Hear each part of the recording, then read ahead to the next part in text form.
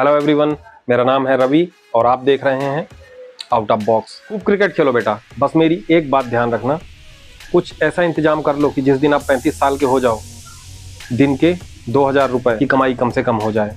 मैंने अपने जीवन का बहुमूल्य समय क्रिकेट खेलने में और क्रिकेट देखने में बर्बाद किया है। अब मैंने लाइव क्रिकेट देखना ही बंद कर दिया है। बहुत ज़्यादा इच्छा होती है तो हाईलाइट्स देख लेता हूँ। दोस्तों, आज का टॉपिक है क्रिकेट कैसा हमारा जीवन बर्बाद कर रहा है। हम इस पर चर्चा करेंगे। क्रिकेट भारत का सबसे लोकप्रिय खेल है। क्रिकेट भारत में आज धर्म बन चुका है। कभी क्रिकेट सितंबर से शुरू होकर मार्च तक चलने वाला खेल हुआ करता था। लोगों को इंतजार रहता था कि बरसात के बाद क्रिकेट शुरू होंगे, पर अब तो यह बोतल बंद आम के रस की तरह हो चुका है, जो 12 महीने उपलब्ध रहता है। बिना इंतजार के इस खेल ने अपना आकर्षण लगभग खो दिया है। यही कारण है कि व्यापारियों ने अपने लाभ के लिए इसमें नए नए प्रयोग शामिल किए। व्यापारियों ने पहले टेस्ट क्रिकेट को मार डाला, फिर अपने लाभ के लिए इन्होंने एक दिवसीय क्रिकेट को फीका करने के लिए T20 या 2020 क्रिकेट के लेकर आए। इसमें खूब ग्लैमर और एग्रेशन परोसा गया। T20 फॉर्मेट की कुछ क्रिकेट विशेषज्ञों ने बड़ी आलोचना की और इसे क्रिकेट के भविष्य के लिए घातक बताया। फिर भी व्यापारियों के इशारे पर चलने वाले BCCI की जीत के आगे ICC भी नतमस्तक हो गया और आई इंडियन प्रीमियर लीग। अब लोगों को वनडे भी बोरिंग लगने लगा है। अब तो अबू धाबी में T10 शुरू हो चुकी है, यानी 10-10 ओवर के मैच। आगे न जाने क्या क्या होगा। आखिर इतने एक्सपेरिमेंट क्यों हो रहे हैं, इनके दीर्घकालिक परिणाम क्या हैं और युवा पीढ़ी पर इसका क्या असर हो रहा है, इस पर हम बिंदुवार चर्चा करेंगे। हमारा पहला पॉइंट होगा unlimited cricket and financial insecurities of player. दोस्तों, अत्यधिक क्रिकेट एक डेयरी इंडस्ट्री की तरह निर्दयी हो चुका है। ICC, BCCI और खिलाड़ी खुद अनलिमिटेड कमाई के चक्कर में खुद के साथ अन्याय कर रहे हैं। खिलाड़ी, मुख्यतः गेंदबाज, लगातार चोटिल हो रहे हैं। एक गंभीर चोट न तो सिर्फ खिलाड़ी का कैरियर खराब करती, जबकि उसका पूरा जीवन ही खराब हो जाता है, क्योंकि एक ड्रॉप आउट खिलाड़ी न तो किराना दुकान खोलने लायक बचता और ना ही ई-मार्केटिंग कंपनी में डिलीवरी बॉय का काम कर सकता। यह फाइनेंशियल इनसिक्योरिटी खिलाड़ियों को दारू, गुटखा, साबुन, detergent, cement, ply, pipe, tyre, सट्टेबाजी सबके प्रमोशन के लिए लालायित करता है। खिलाड़ियों को लगता है कि जब तक मौका है, जितना हो सकता है पैसा कूट लो। इस पूरे खेल में खिलाड़ियों, आयोजकों में या क्रिकेट बोर्ड्स में सिद्धांतों के लिए या नैतिक मूल्यों के लिए कोई स्थान नहीं बचा है। दूसरा बिंदु है degrading physical standards of youth. जब तक क्रिकेट नहीं था, लोग football, volleyball, hockey, kho kho, kabaddi जैसे खेल बड़े प्रेम से खेलते थे। इन खेलों के साथ साथ युवा किशोर या गांव में रेमाडी जैसे एक दूसरे को दौड़कर छूना होता था, अम्मा डाली, आम के पेड़ पर चढ़ना होता था, तैराकी जैसे खेल अपने मनोरंजन के लिए खेलते थे, जिससे वो शारीरिक तौर पर मजबूत रहते थे। आर्मी की भर्ती अटेंड करने के लिए तो ग्रामीण युवाओं को किसी अलग से प्रैक्टिस की आवश्यकता ही नहीं होती थी। अब क्रिकेट के नशे में युवाओं को खोखला कर दिया है। अब 20-30 ग्रामीण लड़कों का ग्रुप अगर किसी आर्मी भर्ती या फिजिकल को अटेंड करने जाता है तो उसमें से अगर एक भी क्वालिफाई कर ले तो यह बड़े सौभाग्य की बात है। जैसे एक कैटफिश पूरे तालाब के इकोसिस्टम या कि तालाब में रहने वाली बाकी सारी मछलियों को खत्म कर देती है, क्रिकेट ने भी सभी खेलों को खत्म कर दिया है। व्यक्तिगत तौर पर मेरा मानना है कि जिस प्रकार 1998 में गवर्नमेंट ऑफ केरला ने और वर्ष 2000 में national green tribunal government of India ने स्थानीय मछली प्रजातियों को संरक्षित करने के उद्देश्य से कैटफिश का पालन, संरक्षण, खेती पर पूर्णतः प्रतिबंध लगा दिया था, उसी प्रकार आज क्रिकेट पर प्रतिबंध लगाने की आवश्यकता है। साथ ही दूसरे खेलों को संरक्षित प्रजाति में या आरक्षित श्रेणी में रखने की आवश्यकता है। दोस्तों, क्रिकेट की तरफ युवा आकर्षित क्यों हो रहे हैं, वह युवाओं को खोखला कैसे कर रहा है, चलिए इस बारे पर बात करते हैं। अंग्रेजों ने इस खेल का आविष्कार किया था क्योंकि अंग्रेज अफसर जब किसी गुलाम देश में रहते थे, वहां लंबा समय गुजारना होता था और खाली बैठना उनके लिए बड़ा कठिन होता था। इसलिए उन्होंने अपने टाइम पास के लिए इस खेल की संरचना की, क्योंकि एक तानाशाह बल्ला भांजते रहे और गुलाम गेंद के पीछे भागते रहे। अंग्रेज आज भी क्रिकेट सिर्फ गर्मियों में खेलते हैं, क्योंकि वहाँ ठंडी पड़ती है और धूप इस खेल में पर्याप्त मात्रा में मिल जाती है। अगर आप गूगल करें कि स्पोर्ट्स इन इंग्लैंड तो जवाब आएगा sports in England plays a prominent role in English society. Popular sports in England include football, field hockey, rugby, netball and major individual sports include badminton, athletics, tennis, boxing, golf, cycling, motor sport and horse riding. Cricket is regarded as the national summer sport. कहने का मतलब यह है कि उन्होंने अपने अनपढ़ औपनिवेशिक देशों को यह झुंझुना पकड़ा दिया और खुद ऐसे खेल खेल रहे हैं जो स्वास्थ्य के लिए फ्रूटफुल है। अगर कायदे की बात कहें तो यह खेल पैसे वालों के अय्यासी के हिसाब से ही बनाया गया है कि वह ठंड में ग्राउंड के बाहर बैठकर धूप में बियर पिए और अपना मनपसंद स्नैक्स लें। पर आज हो यह रहा है कि पैसे वाले कम, भूखे नंगे क्रिकेट के पीछे ज्यादा पागल हैं। दोस्तों, युवा के जीवन का सबसे बहुमूल्य समय 12 से लेकर 25 साल का समय जो होता है, जो फिटनेस बनाने का होता है, कुछ बनने का होता है, उस समय को इस बेवकूफ़ी में निकाल देते हैं। फिर ना तो आर्म्ड फोर्सेस के लायक बचते और ना ही किसी कॉम्पिटिटिव एग्जाम के लायक। क्रिकेट इतना फल फूल इसलिए रहा है क्योंकि यह आलसी और कोढ़ियों के हिसाब बिल्कुल सही खेल है।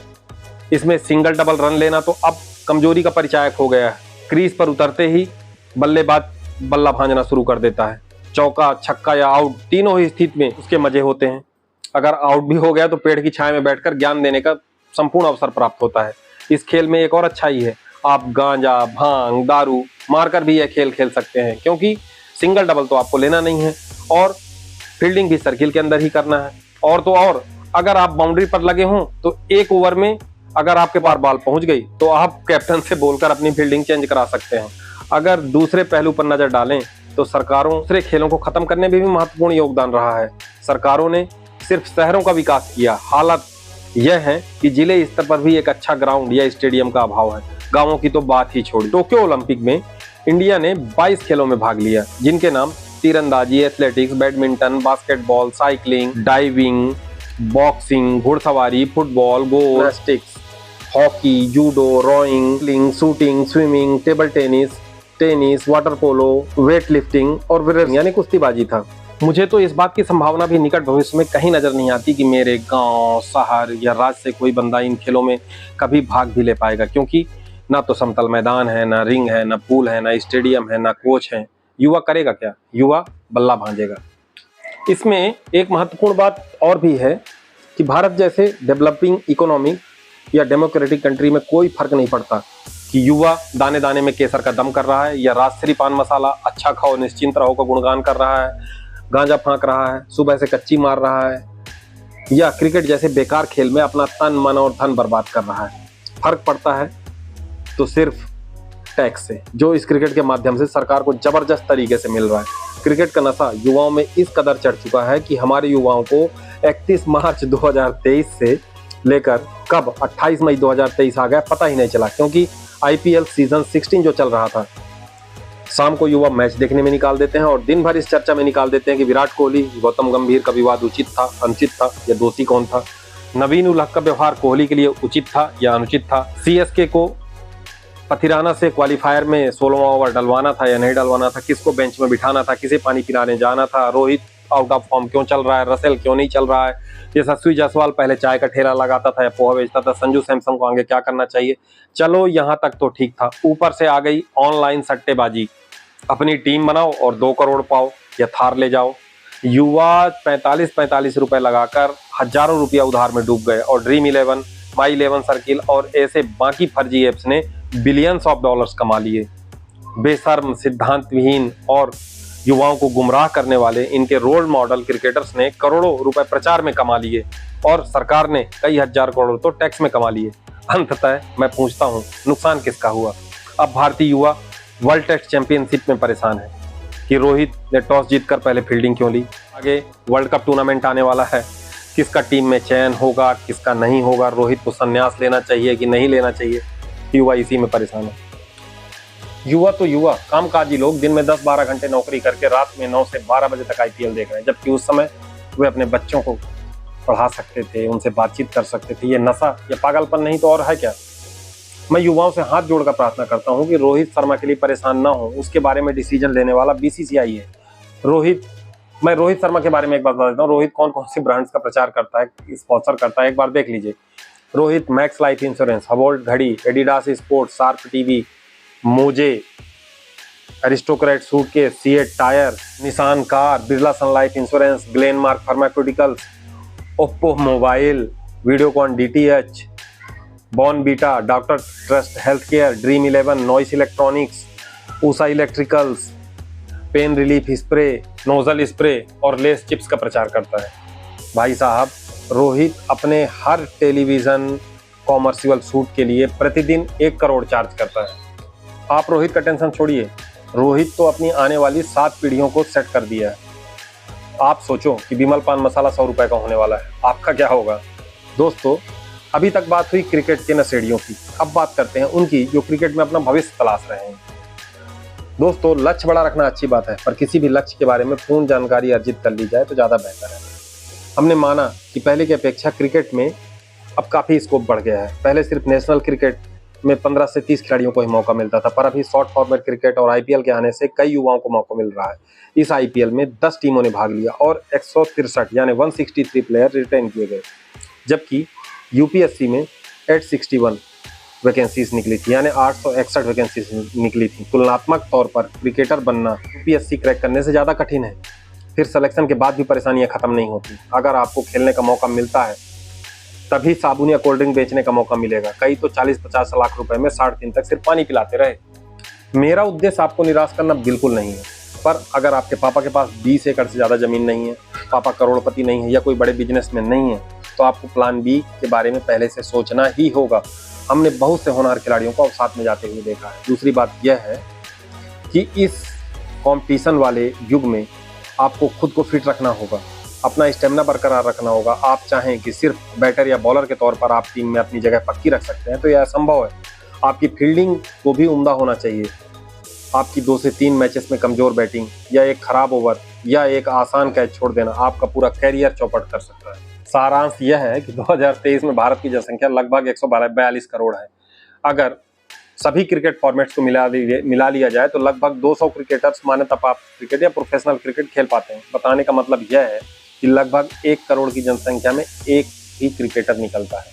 आगे आप खुद आकलन कर लीजिए। अगर आप फिटनेस के मद्देनजर क्रिकेट खेलने का दावा करते हैं तो मैं पूरी तरीके से इस दावे को खारिज करता हूँ।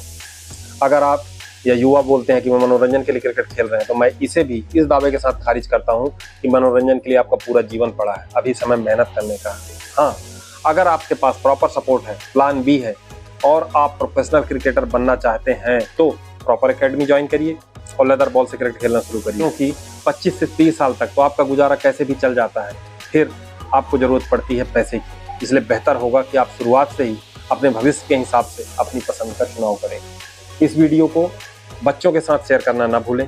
हो सकता है कि आपका एक शेयर किसी के जीवन को सही दिशा दे सके। और सब्सक्राइब करके आप ऐसे ही किसी एनालिटिकल वीडियो का आने वाला अपडेट पा सकते हैं। जय हिंद।